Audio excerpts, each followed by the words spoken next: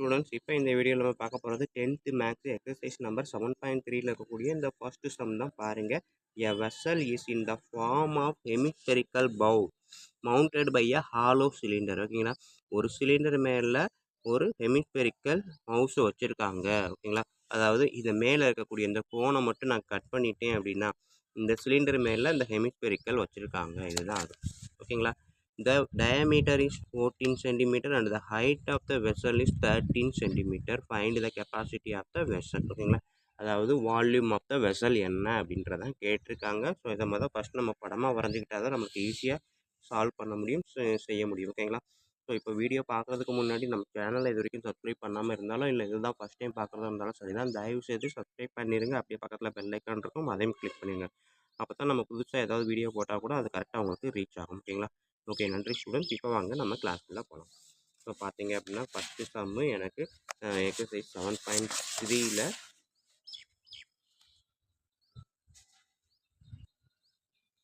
Okay, so கொடுத்துருக்கதை நான் first படமாக வரைகிறேன். என்ன சொல்லியிருக்காங்க, hemispherical bowl mounted by a hollow cylinder. ஓகேங்களா, ஸோ அப்போ நான் அந்த ஹாலோ சிலிண்டரை அப்படியே வரைஞ்சிக்கிறேன்.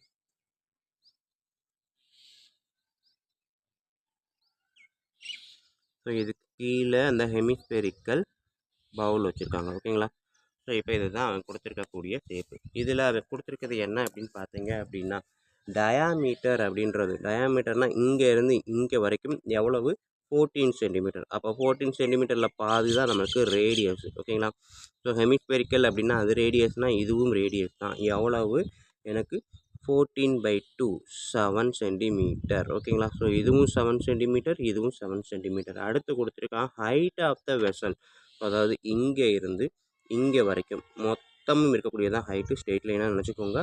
ஸோ பார்த்தீங்கன்னா 13 சென்டிமீட்டர். ஓகேங்களா, ஸோ இது 13 சென்டிமீட்டர் அப்படின்னா இங்கேருந்து இது மட்டும் போச்சுன்னா 7 சென்டிமீட்டர் போயிடுச்சு. அப்போ இங்கேருந்து இங்கே வரைக்கும், இதில் இருந்து இது வரைக்கும் இந்த சிலிண்டரோட ஹைட்டு பார்த்தீங்க அப்படின்னா எவ்வளவு, 6 சென்டிமீட்டர். ஓகேங்களா, ஏன்னா 13ல் 7 போச்சுன்னா 6. ஓகேங்களா, ஸோ கவனமாக அண்டர்ஸ்டாண்ட் பண்ணுங்கள். ரேடியஸ் கொடுத்துருப்போம், ஸோ இதுவும் ரேடியஸுன்ற மாதிரி எடுத்திருப்போம். அப்போ இதோட ஹைட்டு 7 அப்படின்னா என்டையர் ஹைட்டு 13லேருந்து 7 போச்சுன்னா மீதி இருக்கக்கூடியதான் 6 சென்டிமீட்டர் அப்படின்றது தான் இந்த சிலிண்டரோட ஹைட்டு. ஓகேங்களா, ஸோ ஃபஸ்ட்டு சம்மு நம்ம என்ன கேட்டிருக்கான், வால்யூம் அப்படின்றதான் கேட்டிருக்கான். வால்யூம் ஆஃப் த வெசல் அப்படின்றது நம்ம எப்படி எடுக்கலாம், 2 இருக்குது. ஸோ என்னென்ன அப்படின்னு பார்த்தீங்கன்னா இந்த ஹெமிஸ்பியர் இருக்குது, அதுக்கப்புறம் மேலே சிலிண்டர் இருக்குது. ஓகேங்களா, ஸோ அப்போ இந்த 2 வால்யூமே ஆட் பண்ணால் தான் நம்மளுக்கு ஆன்சர் கிடைக்கும். ஸோ அப்போ வால்யூம் ஆஃப், அதாவது V for cylinder, volume of cylinder, அடுத்தது அதோட வால்யூம் ஆஃப் ஹெமிஸ்பியர். ஓகேங்களா, ஸோ இது ரெண்டையும் ஆட் பண்ணால் எனக்கு டோட்டல் வால்யூம் கிடைக்கும். கண்டுபிடிக்கலாமா? ஸோ அப்போ நான் இங்கே எடுக்கிறேன், மொத்த வெசல்ஸோட வால்யூம் ஈக்குவல் டு, ஸோ இங்கே வந்து சிலிண்டரோட வால்யூம்க்கு என்ன formula, so pi r square அப்படின்றது தான் சிலிண்டரோட வால்யூம். ஸோ இப்போ அதை நான் எழுதுகிறேன். First volume of the cylinder எழுதுகிறேன். So pi r square h plus volume of the hemispherical. So இது பார்த்தீங்க அப்படின்னா 2/3 பை ஆர். ஓகேங்களா, so volume of the hemispherical.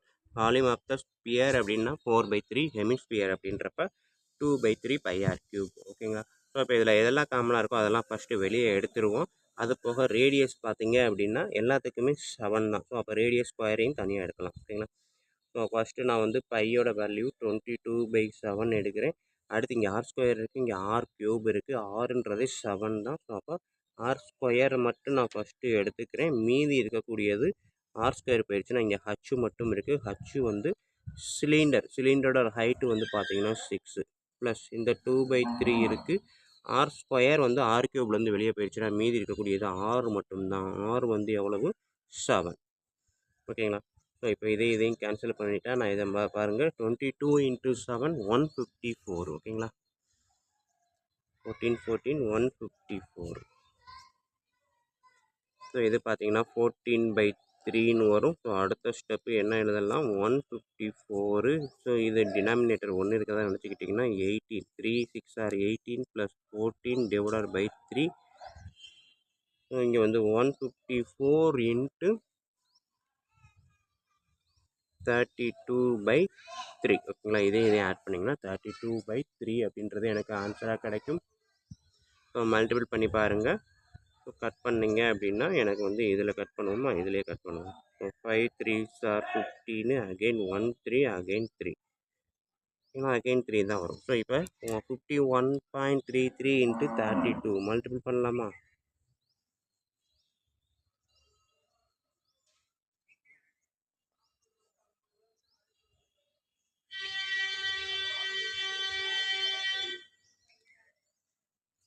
இங்கே வந்திருக்க ஆன்சர் பார்த்தீங்கன்னா இது இங்கே வந்து பாயிண்ட்டுக்கு அப்புறம் 2 டிஜிட் இருக்கிறதுனால 2 டிஜிட் தாண்டி புள்ளி வச்சுக்கிறேன். ஸோ எனக்கு வந்திருக்கக்கூடிய வெசல்ஸோட வால்யூம் பார்த்தீங்க அப்படின்னா 1642.56 வால்யூம் அப்படின்றதுனால இன்னொன்று சென்டிமீட்டர்லேயும் கொடுத்துருக்கிறதுனால சென்டிமீட்டர் க்யூப் அப்படின்றத ஆன்சராக எழுதுறேன். ஓகேங்களா ஸ்டூடெண்ட்? ஸோ இவ்வளோ தான் எனக்கு கொடுத்துருக்கக்கூடிய இந்த சம்மு. ஸோ இதை பார்த்தீங்க அப்படின்னா ஃபஸ்ட்டு எடுத்தோன்னே இந்த டயக்ராமை நம்ம போட்டு பழகிட்டோம் அப்படின்னா கண்டிப்பாக ஈஸியாக நம்மளால் ஆன்சர் கண்டுபிடிச்சிட முடியும். ஓகேங்களா ஸ்டூடெண்ட்? ஸோ இவ்வளோதான் இந்த எக்ஸசைஸு. வீடியோ கண்டிப்பாக ஈஸியாக புரிஞ்சிருக்கும் நம்புகிறேன். புரிஞ்சிருந்தது அப்படின்னா கண்டிப்பாக லைக் பண்ணுங்கள், கமெண்ட் பண்ணுங்கள். அதோடு இல்லாமல் உங்கள் நண்பர்களுக்கு ஷேர் பண்ணுங்கள். அவங்களும் பயனடைவாங்க, கூடவே நானும் பயனடைவேன். ஓகேங்களா? ஸோ நன்றி. அடுத்த வீடியோவில் அடுத்த கிளாஸில் பார்ப்போம். ஓகேங்களா? ஸோ ஃபார்முலா எப்போவுமே கொஞ்சம் நல்லா நீட்டாக பாக்ஸ் போட்டுருங்க. நம்ம போடுற மாதிரி போடாதீங்க. நீங்கள் பிளான் பண்ணி வரீங்க. ஓகேங்களா? ஏன்னா புரிஞ்சுக்கிட்டு நீங்களாக செய்கிறதுக்கும் கிளாஸ் எடுக்கும்போது நாங்கள் செய்கிறதுக்கும் வித்தியாசம் இருக்கும். ஸோ அதனால தான் இந்த மாதிரிலாம் வருது. இதை அவாய்ட் பண்ணுங்கள். நீங்கள் ஃபஸ்ட்டு எடுத்தோன்னே பிளான் பண்ணி கரெக்டாக பாக்ஸை போட்டு வரீங்க. ஓகேங்களா? வீடியோ ஒரு நிமிஷம் பார்த்துக்கோங்க.